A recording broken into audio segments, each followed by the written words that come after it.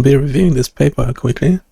Obviously not ourselves using AI. We actually had some tools that will take a PDF and extract the text and the images, separate them into individual files. Yeah, so we have the extracted images, we have the paper itself, we have the extracted text, and then we also have the data. So we'll be hopefully getting into the weeds on this one. Yeah, we're using ChatGPT-4o in this case. Yes, we do have, before you ask, yes, we do have access to all the other models, but we will start with 4o. We also have a GitHub Copilot. I don't know, do you reckon another model will be doing a better overview? Well, probably 01 is the better model these days, isn't it? It's from GitHub Copilot. We also have access to Claude 3.5 Sonnet thinking model and O3 Mini. This one has everything we do eventually appears on this website, so go check it out. Let me know what you think. Can you give a summary of the paper, the main drawbacks from it, and a summary of the whole conversation that we had, but just in general terms? Don't go prompt by prompt, just overview of the whole thing. Let's try O1. And let's read what we've got so far. Here's an overview of the study by Jiang Li et al. Titled Epileptic Seizure Detection Using Heart Rate Variability from Ambulatory ECG, a Pseudo-Perspectives 25, Journal of Neural Engineering. Objective: to develop and validate a patient-independent machine learning model for detecting epileptic seizures using heart rate variability, HRV, from ambulatory ECG recordings, rather than the conventional EEG data, in real-world out-of-hospital settings. Okay, so we got the general overview. Obviously, it's being highly positive about it, but yeah, so we're asking if the paper is actually claiming to be able to find seizures from ECG alone. I want to know how well it can do it, if at all. Yes, the paper explicitly claims it can detect seizures using only ECG data, specifically heart rate variability, HRV, features derived from ambulatory ECG recordings. Claim: we developed a patient-independent, machine learning-based seizure detector using ambulatory long-term ECG monitoring data. ECG data was the only input used for seizure detection. How well does it work? Overall performance, holdout test set, 18 patients. Sensitivity, 72% proportion of seizures correctly detected.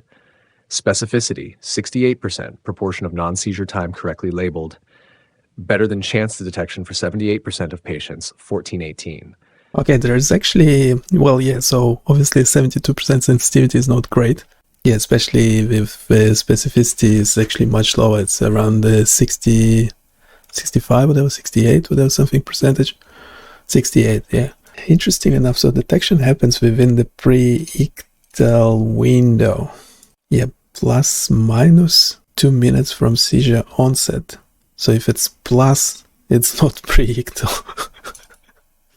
How is it plus minus? Plus minus. Defined as 2 minutes, and it's in figure. It's in this figure there. Is it pre-ictal? It's meant to be like post-ictal? I don't know. Is that the definition? Is that the definition? I don't know enough about it, even though I should. But yeah, it's the naming conventions. Yeah, so that's 2 minutes there. So it's 2 minutes before, after seizure. Onset. Onset will be the beginning. Yeah, it's confusing. It's confusing. Can you clarify this? Can you also give clear definitions? Well, we know what a seizure is. We know what onset. Onset will be the beginning of the seizure. If you can confirm that.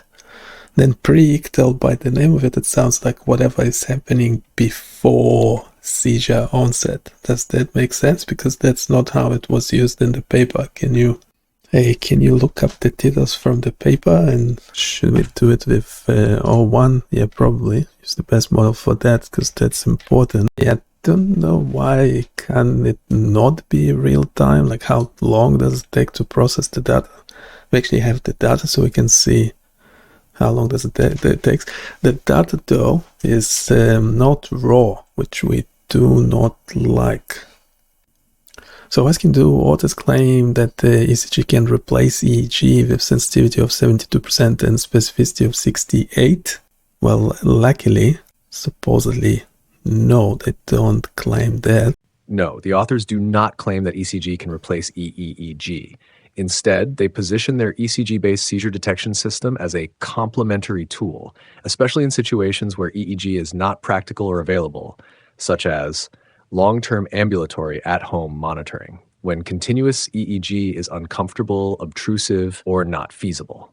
For patients who cannot or do not wish to undergo invasive EEG procedures, what they actually say. While implanted EEG systems provide better signal quality, the devices and medical procedures are not suitable for all patients. Seizure detection via identifying induced autonomic changes utilizing ECG wearables can provide a more impartial method of tracking seizures on an ongoing basis to complement or refine seizure diaries.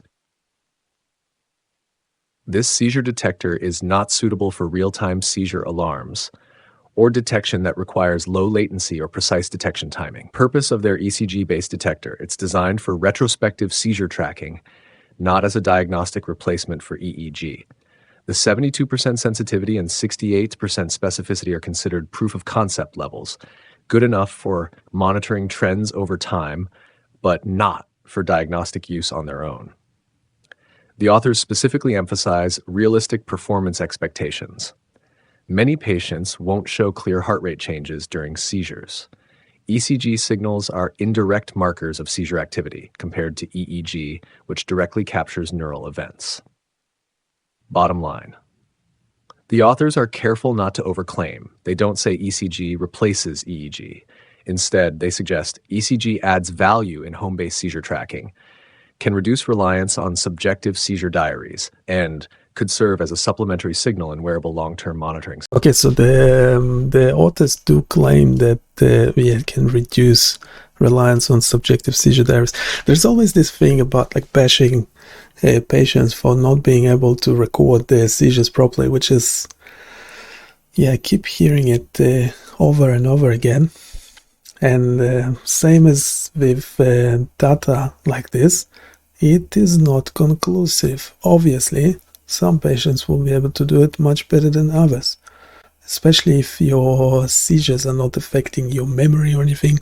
You will be able to, if you're fairly organized. But it's nothing to do with reduce. We're not trying. Why are we trying to reduce reliance on seizure diaries? I mean, if they're working, if they work, they work. It's just one of the, I would say, highly significant tools.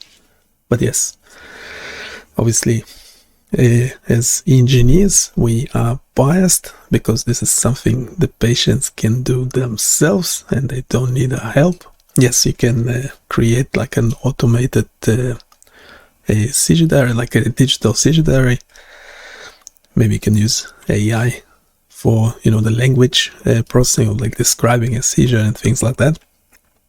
But other than that, there is nothing to monetize in the industry of seizure diaries, because just, pen and paper or digital notebook. Okay, so then we're asking, is EEG necessary by definition to diagnose epileptic seizures?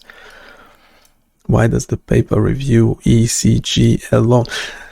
Because to actually confirm false positives, false negatives like they do, they must have recorded EEG at the same time, because that's the gold standard. The way you diagnose epilepsy, you have to have EEG, but then the EEG is not available in the dataset, and so I'm not sure how the labeling was done.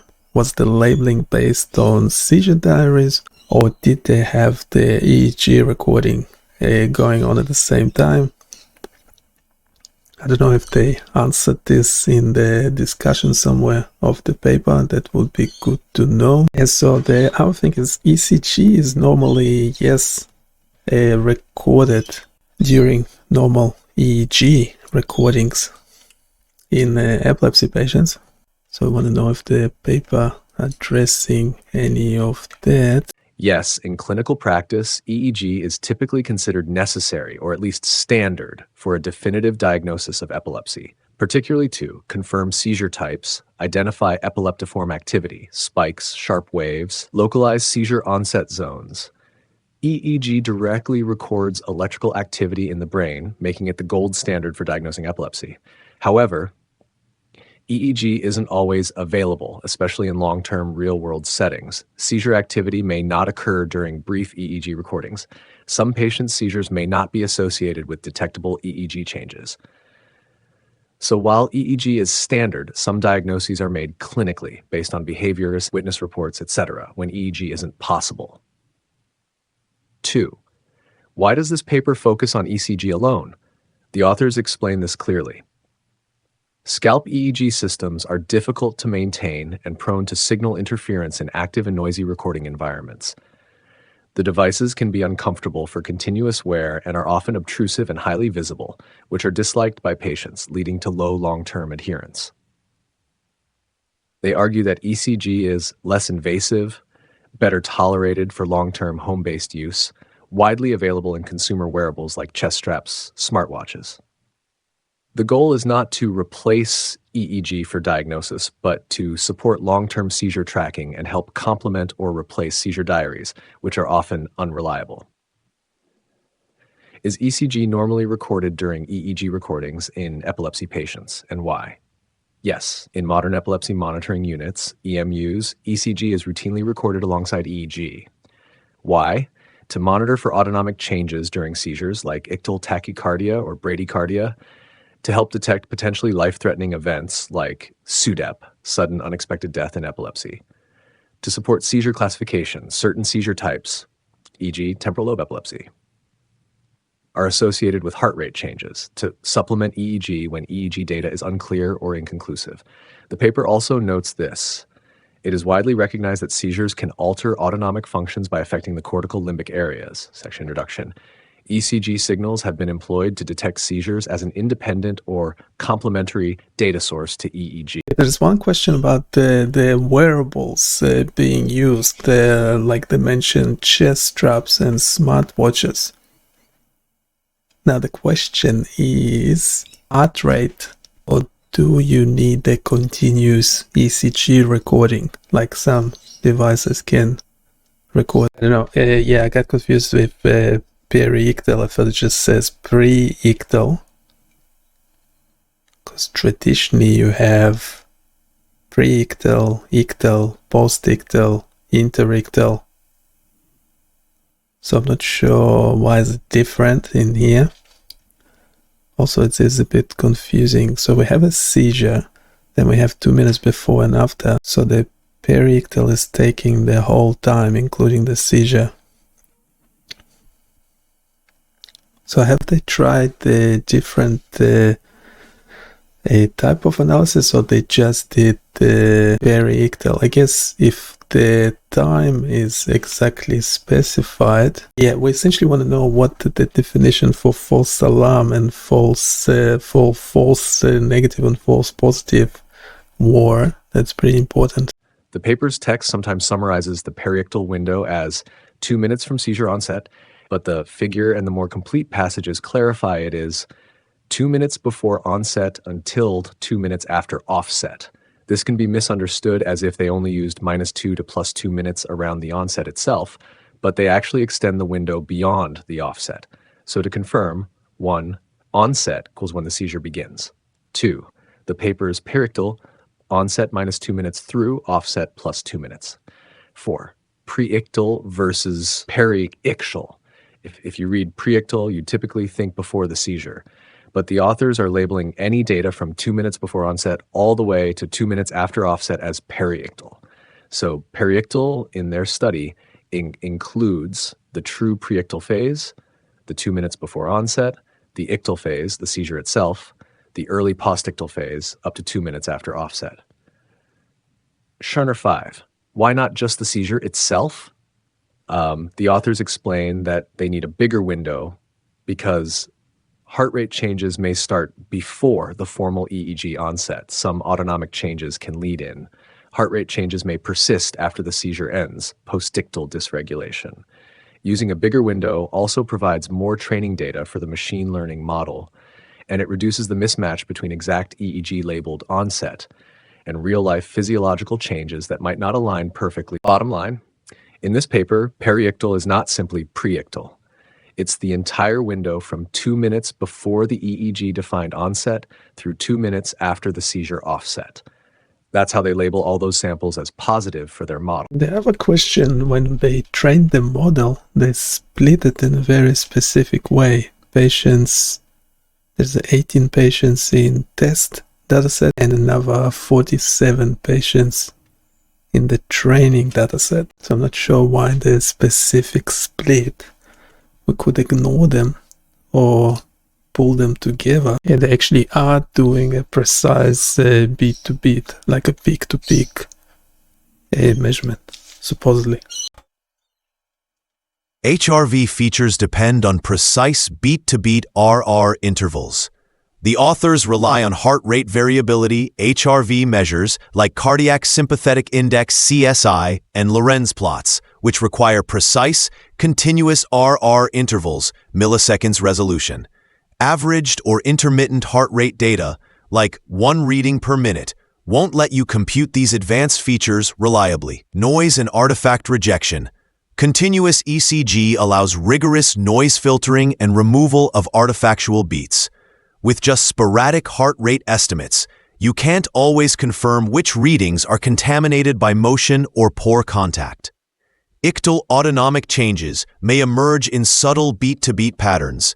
Some seizure-related changes show up as transient shifts in HRV, not just a big jump in beats per minute.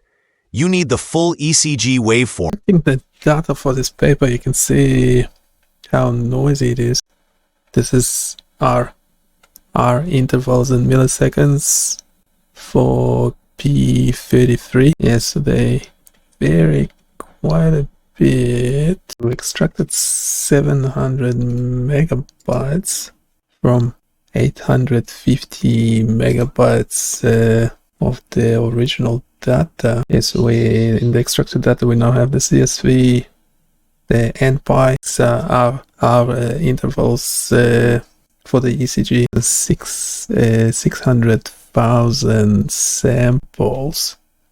The intervals are in milliseconds. Yeah, obviously this P1 train and P1 test are different subjects. You have to be absolutely careful with that. And we have the process seizure data we can run next. And we still have an error of that. It's extracting data. Event detection versus sample by sample. They don't just classify each second or each short window on its own. They do event detection in 5-minute blocks or a chosen window size, looking for consecutive positives in the sub-windows. Then they ask, does this 5-min detected event overlap with a periictal label? If yes, true positive, TP. If no, false positive, FP, also called a false alarm. If there is a periictal segment with no overlapping detected event, that's false negative, FN. Any interictal, non-periictal window with no detection, true negative, T. False alarms versus false positives versus false negatives. False alarm generally means you flagged a seizure when none actually occurred. In the paper's terminology, that is exactly a false positive, FP event detection window that does not overlap with any periictal label. False negative, FN, means there was a real seizure, but you missed it. Concretely, if no 5-minute detection windows overlap with that seizure's periictal interval, it is a missed seizure, an FN. True positive, TP, means the algorithm flagged an event, one of those 5-minute detections, and it overlaps in time with the clinically labeled periictal window. Yeah, what do you think is happening in these images? This is actually data from the study. Can you give a quick overview? General overview of the plots. These plots show RR intervals over extended periods. The RR interval is the time, in milliseconds, between consecutive heartbeats, R peaks in the ECG. and it inversely relates to heart rate. Shorter RR intervals, faster heart rate, e.g., activity or stress. Longer RR intervals, slower heart rate, e.g., sleep or relaxation. In these images, x-axis, sample index, time progression, typically spanning multiple hours or even days. Y-axis, RR interval duration in millisecond. Image 1, P15 test RR.png, pattern observed, clear cyclical variations, showing repeated patterns of increase and decrease in RR intervals, likely sleep-wake or activity-rest cycles.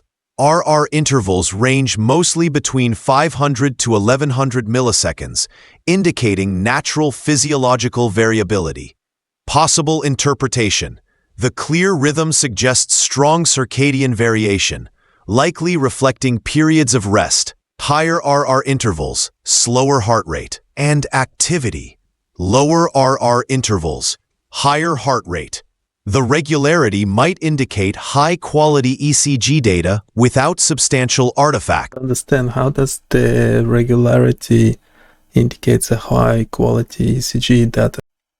Image 2, P14 train RR.png. Pattern observed. Greater overall variability. Intervals are mostly lower, around 400 to 900 milliseconds, indicating generally higher heart rate. Frequent rapid drops and spikes are visible, possibly reflecting episodes of increased activity, stress, autonomic instability, or even seizures. Possible interpretation.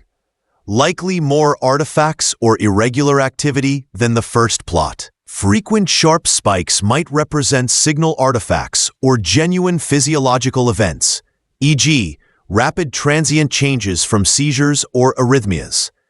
The shorter RR intervals overall suggest a higher baseline heart rate or more sympathetic I activation. think you might be reading too much into these images, into this data.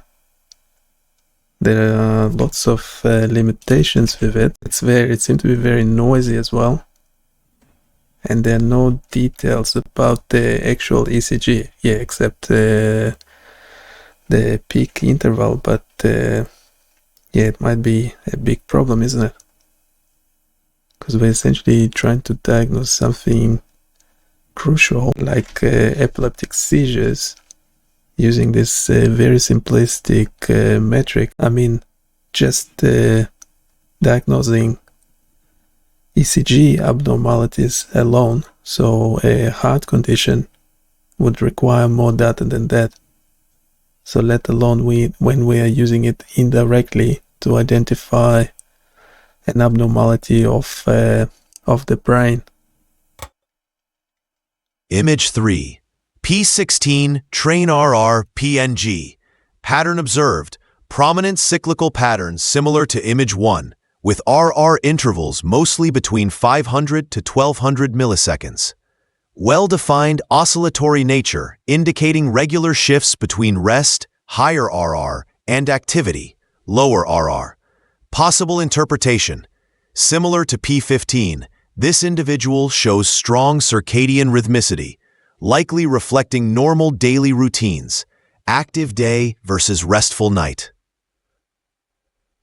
The variability appears physiological, without obvious prolonged artifact. Yeah, ideally the seizures will be labeled on this chart somehow, and also we might need an estimate of what the whole time scale is. Can we derive it from the chart itself? Can you explain what you see in this image as well?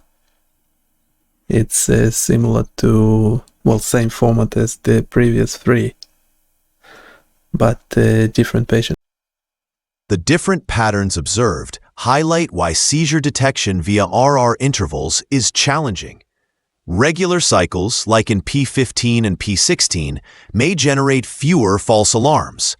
Irregular, noisy patterns, like in P14, could lead to increased false positives due to normal daily variations or signal artifacts. Effective seizure detection algorithms must handle both clear rhythmic data and noisy, irregular signal. Regularity versus ECG signal quality. Regularity in RR intervals does not automatically imply high-quality ECG. Regularity refers to the rhythm and pattern in the heart rate, RR intervals. A regular rhythm could simply mean that the person has stable, predictable physiological rhythms, like sleep-wake cycles, regular daily activities, etc. Signal quality refers specifically to how clearly and accurately the ECG is recorded, independent of physiological rhythm. Good signal quality means clear R-wave peaks, few missing or extra detected beats, minimal noise or artifacts, e.g. electrode issues, motion artifacts, electrical interference. Thus, one could have a highly irregular RR interval sequence due to real physiology, e.g. stress, exercise, seizures, with excellent ECG signal quality. Or conversely, a very regular RR sequence could come from an ECG that is poor quality, but where the noise happens to be periodic or consistent. Okay, so it seemed to have extracted, now we have 3 different Python files. It seemed to have extracted the data correctly. Now it's in CSV and image files. Now should we be using that extracted data folder instead of the original folder as downloaded? Yes, once you've successfully extracted the data, you should definitely use the extracted data folder instead of the original downloaded files. The extracted data has several advantages. Compatibility. The extracted CSV and NPY files will work with any version of Python and Pandas without dependency issues. Yeah, there's a couple of things. First of all, the summary statistics don't seem to be correct. We need to double check that. But also, can we make sure from the original data set, can you just answer in the chat, are we actually extracting the times of the seizures? We want to be able to display them on the same chart of where the RR intervals are presented. Yes, your code is correctly extracting the seizure times from the original dataset. 17 seizures were detected in patient 1. If it's extracting the patient 1 in test and train folder are different patients, are they? I don't think this model can actually analyze images. Well, that's why we use the other one. Okay, we have the tree, all the files for the project. We are currently using Claude 3.7 Sonnet thinking model, even though we probably don't need the thinking, even though it's always handy to do more thinking than less thinking. Not sure. Anyhow, we have the paper text. We already have 3 Python codes. Extracting data worked well. We lost that tree into file. I could try different splits of the data. The data is split in a weird way, and then we're having a problem that the patients' names are the same. I think the bot they got confused. Yeah, RR intervals are very simplified. Yeah, very limited. To properly judge ECG signal quality, you need to look at raw ECG waveform, not just RR intervals, missing beats or extra beats, sudden implausible changes, noise artifacts, high-frequency noise, sudden drops, or impossible physiological values. RR intervals alone are a processed output and can mask or exaggerate signal quality issues. It's incorrect to directly infer ECG signal quality from RR regularity alone. Yeah, can we actually use the paper text file to actually update the processing of the data? I'm pretty sure, not 100%, that P1 in the test folder and P1 in train folder are different subjects. So we have to be careful with that. But yeah, essentially we want to extract the data from these binary pickle files. Who calls a file a pickle? So we seem to be able to do that pretty well.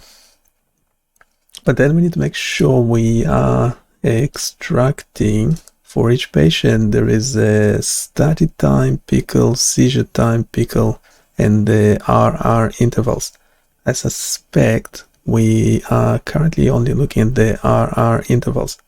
Well, anyhow, we need to make sure we extract the seizure times, and potentially when we plot anything, we want to show where the seizure was on the same chart.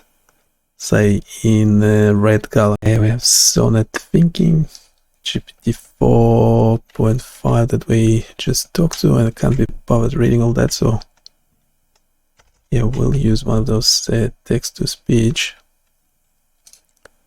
It is ignoring. ECG alone is already limited, even with full ECG. Diagnosing even pure cardiac abnormalities, arrhythmias, ischemia, etc., require RR intervals measured from ambulatory ECG are very susceptible to noise from patient movement, physical activity, muscle artifacts, poor electrode contact, dry skin, sweating, electrode shifts, electrical interference from electronic devices nearby. This can lead to falsely identified beats, missed beats, and incorrect intervals, causing erroneous detections, false positives, and false negatives. We are plotting the data from the study. Yeah, we have pretty much all we need. Let's assume it is correct. So we have the red labels for the seizures. And now the authors are claiming that we can detect seizures based on RR ECG intervals. So those are intervals between peaks of ECG, so essentially your heart rate. So this is essentially your heart rate variability, and they say that based on that alone, you can do a seizure detection. Yeah. So this is the natural variability that you have during the day, I would imagine. And saying that you can make a seizure detection out of it is a bit of a stretch, I would think. What do you think? You've extracted the seizure times on those pickle files. Who uses or who calls a file a pickle as a pickle? It's just asking for trouble, isn't it? Calling a file a pickle. Yeah, analysis results, E1 train plot. Yeah, that's the problem. It's calling. It's getting mixed up with the files. That's okay. Yeah, we should essentially pull. I don't know why they split the data that way. Yes, you will have a lot of noise in there. Anyway, it's roughly 5.5 days. It's based on the average RR interval of 750.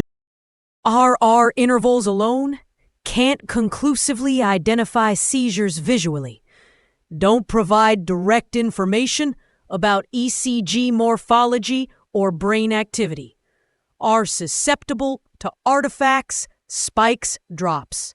Conclusion: visual inspection gives a rough idea of activity, rest cycles, and artifacts, but seizures can't reliably be visually labeled without clear EEG video annotations. So we have this image that has seizures indicated with red lines and the heart rate variability. How would you go about determining if you can detect a seizure looking at the RR intervals alone? Let's do this with multiple models. Actually confirm from the paper itself how many seizures did patient 1. It's a bit confusing because you have multiple patient 1s, 342 false positives.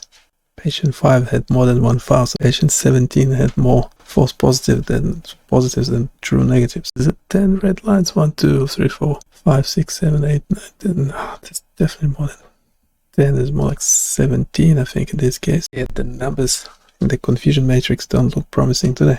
Anyway, I think we might give this dataset a rest. I don't think you can train a better model looking at this. It's just nonsense. It's nonsense. Relating the confusion matrix to the RR intervals plot. The confusion matrix suggests the detection algorithm identified 6 true seizures. Yet, the RR plot visually shows approximately 10 seizure annotations. Why this discrepancy? The confusion matrix summarizes detection performance based on time windows, likely 5-minute windows, as done by Lee et al. Multiple close seizures, 2 or more seizure events within one detection window, may be grouped into fewer events, or detection windows. Alternatively, the detection logic might have grouped multiple short seizures occurring closely into single detected events. This discrepancy would require clarification in the detection pipeline used to produce the confusion matrix, how it defines an event. Understanding the train-test split in the Seizure ECG dataset based on the research paper and your dataset structure. The specific split, 47 patients in training, 18 in test, was intentionally designed for a pseudo-perspective evaluation framework. Here's why this split is important. Pseudo-perspective evaluation. The authors used a leave one patient out cross-validation within the 47 training patients, then tested on the completely separate 18 patients to simulate how the model would perform in real-world clinical use. Preventing data leakage. As mentioned in the paper, this prevented data leakage by ensuring data from the training set did not overlap with the test set and could provide a representation of how the model would perform when applied prospectively. Clinical validation. The holdout test set, 18 patients, serves as an independent validation to confirm that performance observed during cross-validation generalizes to entirely new patients. Major limitations: RR intervals alone. Indirect measure, brain event detected via heart. High physiological variability. Normal activities mimic seizure patterns. Artifacts and noise can trigger false positives, FP 342, which is significant. The confusion matrix, 17% false positive rate, indicates that RR intervals alone, although sensitive, produce many false alarms in practice. Overall, the results highlight a critical limitation. While RR intervals alone can detect epileptic seizures with high sensitivity, their high rate of false positives makes them less reliable for clinical use when used alone. These false alarms can be problematic, causing unnecessary anxiety or interventions. Therefore, although RR intervals measured from wearable ECG devices might help in tracking seizures in daily life, they should ideally be complemented with other more direct measurements, such as EEG or additional physiological signals, to reduce false alarms and improve overall accuracy. But yeah, we don't want to spend too much time on it because you still need the EEG. Currently what we're looking at is very messy. So let me know what you think. And I'll see you next time. Bye.